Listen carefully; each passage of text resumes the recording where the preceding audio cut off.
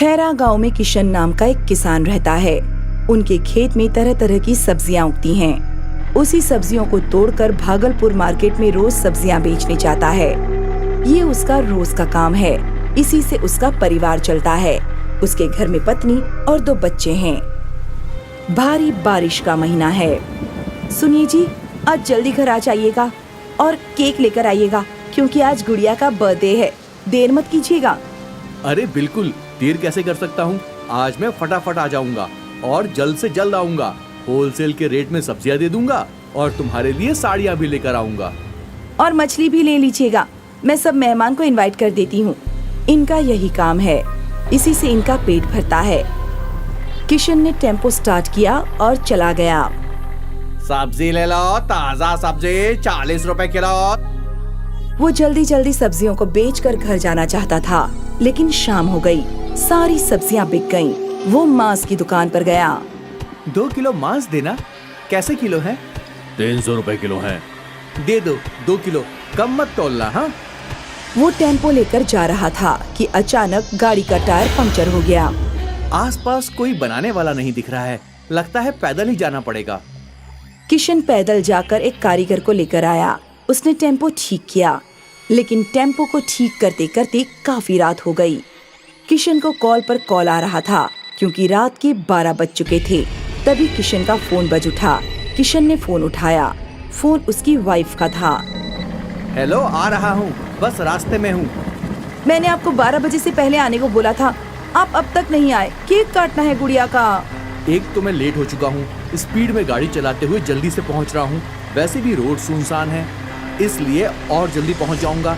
तुम फोन रखोगी तो ही मैं जल्दी आ पाऊंगा ना। गाड़ी चलाने से ध्यान भटक गया तो मेरा एक्सीडेंट हो सकता है, इसलिए जल्दी से तुम फोन रख दो। सॉरी जी।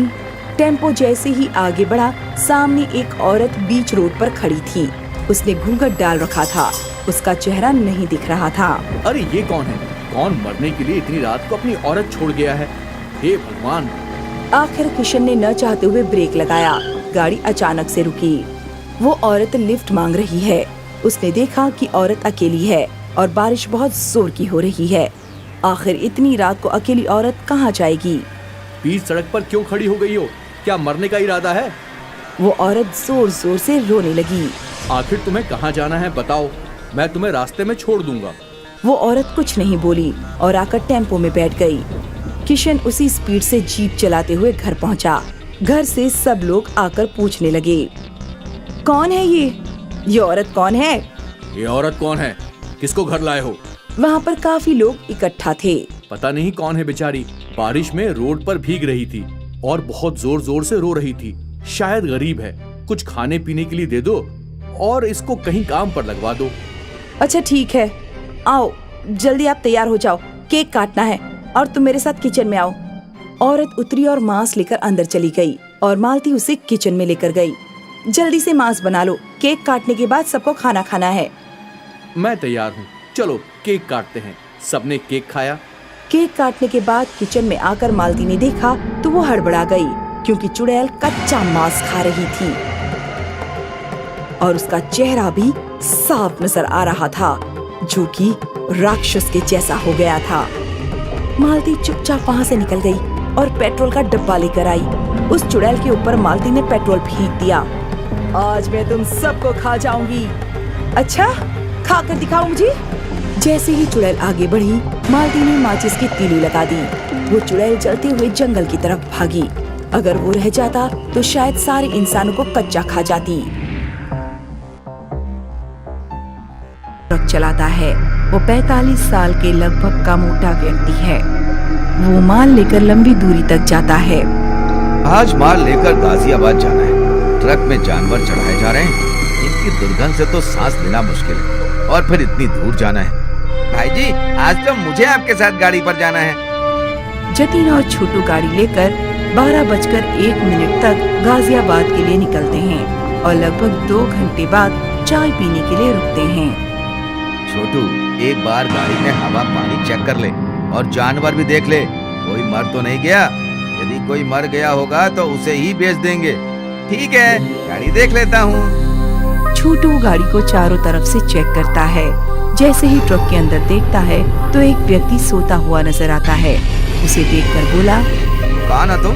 बिना पूछे गाड़ी में कैसे बैठ गए? पर कोई जवाब नहीं मिलता है। क्या हुआ छोटू, किससे बातें कर रहे हो? वो भी पीछे जाकर देखते ही पूछने लगा, कौन हो तुम, कहाँ जाना है? लाश सिर से पैर तक कपड़े से ढकी थी। वो बार बार पूछते रहे, तभी भारी तथा कर्कश आवाज उभरी, मैं बीमार हूँ, मुझे जहाँ उतरना होगा मैं बता दूंगा। चलो सोने दो, बीमार है बेचारा। वो ट्रक स्टार्ट कर चल देता है। रात को करीब 10:11 बजे ढाबे पर खाना खाने के लिए गाड़ी रोकता है। मुझे तो बहुत भूख लगी है, उस आदमी से भी पूछ लेता हूँ, कुछ खाएगा क्या? बेचारा बीमार है। छोटू लाश से पूछता है, कुछ खाओगे क्या भाई? उसे कोई जवाब नहीं मिलता। दोनों खाना खाकर आराम करते हैं और रात 2 बजे के आसपास ट्रक लेकर निकलते हैं। तभी पीछे की आवाजें सुनकर छोटू बोला, भैया जी, पीछे ट्रक में कुछ चबाने की आवाजें आ रही हैं।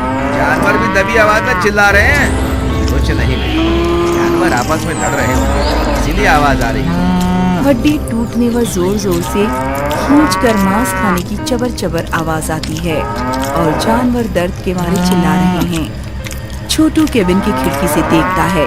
उसे अजीब सी आकृति का आदमी, जिसके आधे शरीर में सिर्फ हड्डी और आधे शरीर में हड्डी के ऊपर मांस के लोथड़े लटक रहे थे। ये देखकर छोटू की दिग्घी बन जाती है। क्या हुआ बेटा, तुम इतना डर क्यों रहे हो? तुम्हारे तो पसीने छूट रहे हैं। अंदर क्या है ऐसा? जतिन ट्रक खड़ा करके खिड़की से देखता है तो उसे सब ठीक दिखाई देता है। छोटू, तुमने अंधेरे में जानवरों के उछलने और गिरने की आवाज सुनी होगी और परछाई देखी होगी। डरो मत। भैया जी, मुझे ट्रक में कुछ ठीक नहीं लग रहा है। जानवर बहुत अजीब आवाज में चिल्ला रहे हैं, जैसे किसी चीज से डर रहे हैं। करीब आधा घंटा बीतने के बाद पीछे से एक ठंडी और कर्कश आवाज आती है। गाड़ी रोको, मुझे उतरना है। थोड़ी देर रुको, बस्ती के पास पहुंचकर रोक देता हूँ, नहीं तो तुम्हें पैदल दूर तक चलना पड़ेगा। कहा ना, अभी गाड़ी रोको। इतने में पीछे की खिड़की से एक हड्डी वाला हाथ आकर छोटू की गर्दन पकड़ लेता है। छोटू छटपटाने लगता है। अभी रोक रहा हूँ, प्लीज मुझे छोड़ दो। जतिन तुरंत ट्रक रोक देता है। छोटू की गर्दन लाश से छुड़ाने की कोशिश करता है पर सफल नहीं होता।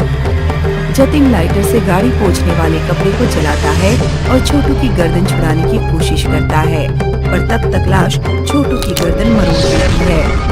उसकी आंखें बाहर निकल आती हैं। वो चिल्लाने लगा, प्लीज छोड़ दो मुझे छोड़ दो। लाश ट्रक की खिड़की से अपना सिर अंदर डालकर छोटू का खून पीने की कोशिश करती है। जतिन जलता कपड़ा उसके ऊपर डालकर ट्रक से उतरकर सड़क पर दौड़ता है और दौड़ते हुए बेहोश होकर गिर जाता है। आँख खोलने पर जतिन स्वयं को ट्रक के साथ जंगल में पाता है। उसके सारे जानवरों को किसी ने खा लिया। डर के मारे वो फिर से बेहोश हो जाता है। आँख खुली जब, बाबूजी, आंखें खोलो।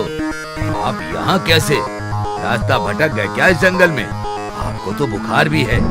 जतिन गांव वालों को आप बीती सुनाता है। बाबूजी, इस रास्ते पर आए दिन ऐसी घटनाएं होती रहती हैं। इस कारण इस रास्ते पर ट्रक वाले 12 से 4 बजे के बीच में नहीं चलते हैं। आपकी किस्मत अच्छी थी कि आप बच गए। बुखार व चोट के कारण आपको अस्पताल में भर्ती करना पड़ेगा। करीब 5 दिन बाद जतिन को अस्पताल से छुट्टी मिलती है। वो गांव के एक व्यक्ति के साथ वापस लौट रहा होता है तो कुछ दूर चलने के बाद अचानक, ये मुझे क्या हो रहा है?